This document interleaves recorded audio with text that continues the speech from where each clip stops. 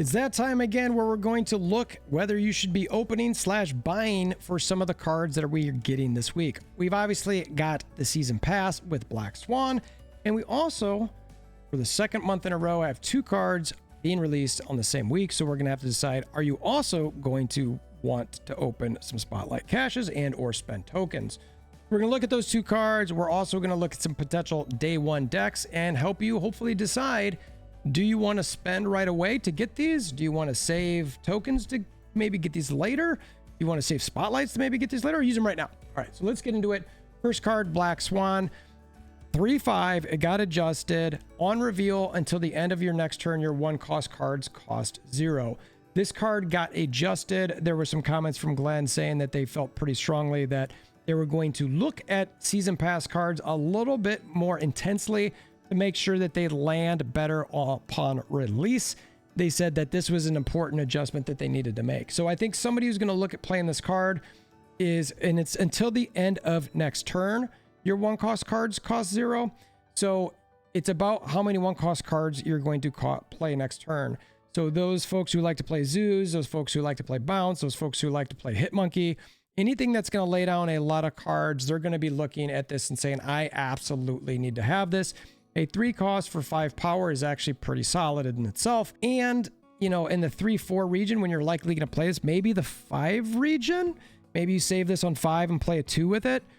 You know, I think it could play some pretty impactful type things for some pretty late game miracles. It's going to get countered by Salmon, obviously. So that way you're going to just go, nope. And or guess what? Who's going to come back again? Mobius. So Mobius is going to come back, definitely counter this card hard. So as far as spending goes, look, season pass is always worth it. I absolutely think everything else in there is, you know, it's worth more than $10 US. So to me, this is sort of an extra thing. I would highly recommend get the season pass. If you're even watching this video or playing the game, I think it's worthwhile. So that one's easy. So now next one, Supergiant, 4/5. Now on this one, it is a on reveal, all cards played next turn don't reveal until the game ends. Now you can play this on 4. And then on 5, nothing gets revealed. Nothing at all until after the game is over. So whatever is going to happen on turn 5, you want to make sure for you, if you're playing Supergiant, that it's stuff that can wait to be revealed. Maybe you want to hide a card that could potentially get Shang-Chi'd. I don't know. That's something to think about. I like pairing this up with Zabu. So if you're playing this and say with Thanos and Infinity Stones, maybe you do play this on 4 along with a time stone, and you can play a 6 on that turn 5 and you can hide it. Now also think about playing with Eliath on this, because if you've got priority, you could potentially take away 2 turns worth of hands or plays with that Eliath, because Supergiant's going to make them stay there. So if you've got priority, you lay your Eliath down on that lane and both turns worth of cards are going to be gone, or potentially, well, yeah, it's that turn and whatever the last turn is. So something to think about there as well. I think those pairings are going to be pretty nice. We're going to look at a graphic for this as far as where I kind of rank it as you know, whether you want to use tokens and all that sort of thing. But it is going to be a very impactful card in my opinion. It's a nice techie type card to really sort of hide some things late. Again, it's going to keep Jane Foster from pulling zeros on turn 5. That's a huge problem. I mean, potentially mess with Legion. You know, anybody, not that you see this much anymore, but remember when people used to storm and then Legion, or anybody who wants to storm? I mean, that if they do it on that turn, not if you Supergiant. So anyway, but the truth is you've got to know that as a player, because it's all cards played next turn. So you got to remember that Supergiant was played, and then we go, whatever I play right now is not going to get revealed. So if I'm playing a Storm or Legion, that's on you. You messed up. Don't do that. So anyway, good card. I dig it. Again, plays with Zabu. We're going to look at the graphic at the end of this. Before we do that, let's go ahead and look at some of the decks that we're seeing out there for both of these cards. All right, so we're going to start with Black Swan. This is our friends over at Marvel Snap Zone. So thank you all for putting these together. If people go out there, they have their deck builders, they put it out there. I try to shout this out as much as humanly possible and let folks know about it. Again, the first deck we've got on here, we've got some Thanos. We've got numbers of 1. Oh, actually, you look at it, there's only 2 1s. And you've got Khazar, which is kind of like, okay, well, what's going on? But that's a really good play, because you've also got Blue Marvel, Spectrum to hit any ongoings, Kyera to keep them from getting destroyed. I like this. Call Obsidian, potentially eventually. Now you could replace it, do Crossbones for now, you know, because it's they've got Zabu in here and you're leaning into the Khazar Call Obsidian line. I like it. I like it a lot. Now, you know, Mobius is in here. It's pretty interesting. I'm not sure that really makes a whole lot of sense. I'd maybe look at another one or something, or we'll see. Luke Cage, pretty solid. That's another card you could think about replacing, but this is the type of thing that you're going to want to look at. It's a little bit of a mix of a zoo and an ongoing buffs. And, you know, maybe that's, I mean, that's one reason maybe to have Mobius in there as an ongoing, especially at a 3 cost. Okay, fine. Normal zoo. We talked about this. Talked about this in my last video. Valkyrie is underplayed in my opinion right now, especially given the meta, how big and strong it is. You've got Ant-Man in a lane with Valkyrie. Even if somebody has 4 cards and you have 4 cards, you win because of the ongoing with Ant-Man. You've got Hood/Demon as a 0 cost. Spider-Ham, Nico. You've also got Squirrel Girl to potentially play late as well. A lot of cards you can play really late to get a bunch of points on the board, especially if you're playing with Khazar. Dazzler you've got for filling up lanes, etc. They don't have Hitmonkey in this. I would again maybe consider Hitmonkey in a line like this. Maybe take out Nebula. Maybe we'll see. I know they've got Kyra, so good. All right, and that was by Zombies Go Nom Nom. The first one was by Shadow Wolf. Next couple are by Zombies. What do we got here? Thanos Zoo. So it's kind of a mixture between these two, a little bit more. This one was also a zoo. The difference between these are just some of the 1-cost cards. He put Dazzler in here, does not have Zabu, so it's a little bit different, but it's a little bit of a hybrid between those two. Swan Jaw. All right, let's look at this. This is interesting. So what are you playing here for 0? Oh, okay. So this is interesting. So with Lockjaw, oh wow, I'm going crazy there. Whoops, I don't know what that was about. You could maybe play some things cheap with into the Lockjaw. I kind of like that quite a bit. I also like the tech of Shang-Chi. I would consider maybe, I mean, Leech is in here. I would maybe consider either Leech or maybe Shadow King, maybe even Enchantress type of thing. Are we looking at anything with Zabu here? Probably not.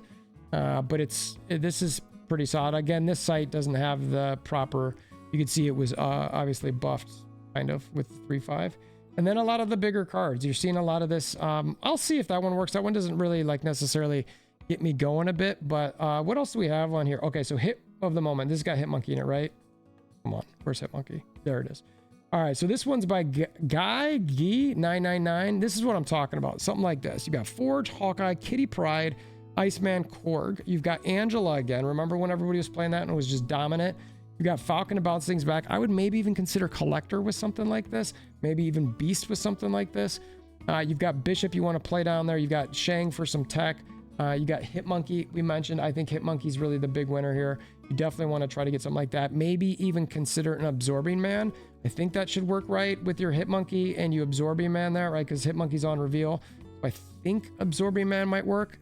Something to consider there. I mean, it might, given that all of your ones should be free, you can play, I mean, if you've got your Zabu out there and you want to play with the Zabu, I mean, maybe you do that. I don't know. Maybe that starts getting a little bit too expensive, but it's definitely something to consider. I think I would lean pretty heavily into something like that. So having said that, let's go look over at Supergiant before we get out of here. So big numbers. First one. This is by Zombies Go Nom Nom. Again, is this a Sauron? Interesting. No. Do we have Luke Cage in this because of the man thing? Interesting. So we've got, this is an interesting deck. So it's got Supergiant, so it's keeping people from revealing. It's just got, looks like a lot of, like he says, big numbers, you know, where people are going to go ahead and play solid cards. I like the Crossbones play a lot, to be honest with you. The Eliath, we talked about that earlier. A lot of these other things. I don't know if I love the Martyr, but he's got the 0 in here to maybe hit the Ebony Maw, the Martyr. But that's it. Those 3 cards. I would make in the Lizard. I would make, or even the Gladiator. I take the back. So I would maybe reanalyze that a little bit. I like the Miss Marvel play a lot. Eliath, next deck here again by Zombies Go Nom Nom. This is some Lockdown. Some Eliath, Iron Lad. You could potentially hit some things. I don't know if I love the Iron Lad play because with Supergiant, remember it's both all cards played next turn don't reveal. So, I mean, maybe you could play that Iron Lad and just be like, well, I have a better idea of what I'm going to get in my left in my deck. So that it's not a bad play. Maybe you play that Supergiant on 4, you play Iron Lad on 5, you know, and then you Goliath on 6 if you can. I feel like this might be a little bit clunky, so I don't want to spend too much time on it. Super Hawk, we're going to look at these last two and then we're going to bounce, okay? So Super Hawk, let's see, how do we play in here with Supergiant? I do like this a little bit, though. You got to make sure to play your Black Widow early, but I like the idea of hiding the Rock Slide, maybe hiding the Korg, potentially even hiding the Dark Hawk or even the Miss Marvel, where you're going, I just don't want them to know what I've got mid.